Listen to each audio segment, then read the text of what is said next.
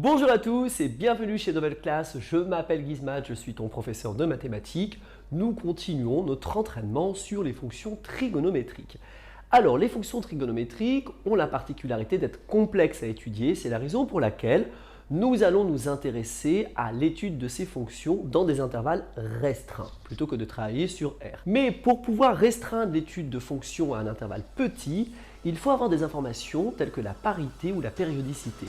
C'est ce que nous allons voir tout de suite à travers ce magnifique exemple.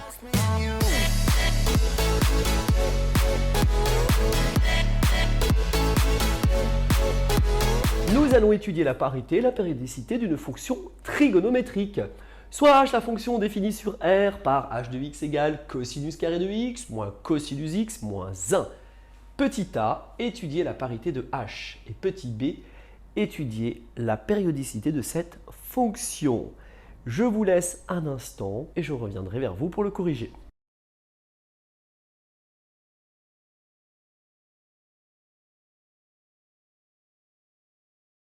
C'est parti pour le corriger. Gizmat est de retour. J'espère que ça s'est bien passé. On va vérifier ce que vous avez fait avec le corrigé de Gizmat.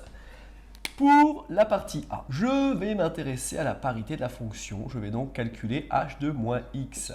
h de moins x, c'est cos carré de moins x, moins cosinus de moins x, moins 1. Cosinus carré de moins x, c'est pareil que cos de moins x, le tout élevé au carré, moins cos de moins x, moins 1.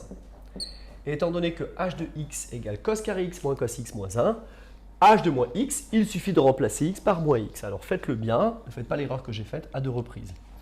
Le cosinus de moins x est égal au cosinus de x, donc je me retrouve avec cosinus de x, le tout au carré, qui s'écrit aussi cos carré de x.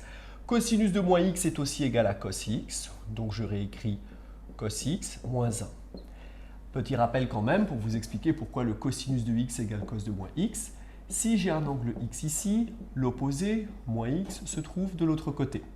Et vous pouvez constater que ces points, étant l'un en dessous de l'autre, à la même verticale, on lit le même cosinus, car le cosinus de x ou cosinus de moins x correspondent à l'abscisse de ces points. Et cette abscisse est la même. Cos x égale cos moins x, c'est fondamental. On dit que la fonction cosinus est paire. Alors, puisque j'obtiens cos carré x moins cos x moins 1, ce qui correspond à h de x, je vais dire, petite flèche vers la droite, ce qui veut dire alors h est paire. Alors parfois, certains professeurs exigent un petit peu plus de justification et demandent à ce que vous rappeliez que le domaine de définition de la fonction h est symétrique par rapport à l'origine. Ce qui est le cas, puisque le domaine de définition de la fonction h, c'est R. On dit que pour tout x dans R, moins x est dans R. Il y a tous les nombres et leurs opposés dans l'intervalle R.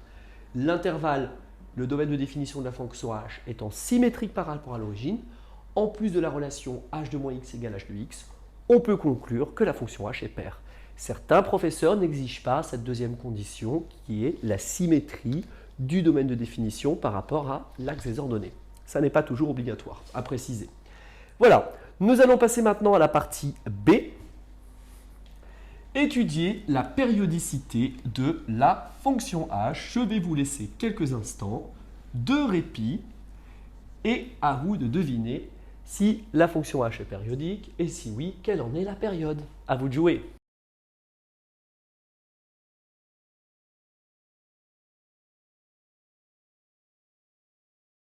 Gizmat est déjà de retour et va corriger pour vous la partie B. La périodicité. Alors, on a du cosinus. Tout naturellement, on va s'amuser à calculer h de x plus 2pi. J'obtiens cosinus carré de x plus 2pi moins cosinus de x plus 2pi moins 1. Alors sachez que le cosinus de x plus 2pi est égal au cosinus de x, puisque la fonction cosinus est de pi périodique. J'obtiens alors cosinus carré de x.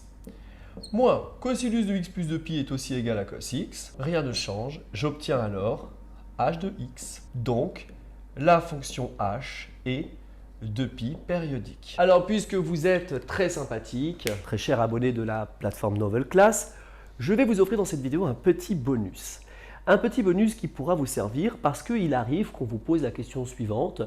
Pourquoi pouvons-nous étudier la fonction h sur l'intervalle 0pi? Eh bien, je vais vous l'expliquer tout de suite. Vous savez une chose très intéressante, c'est que la fonction h est 2pi périodique.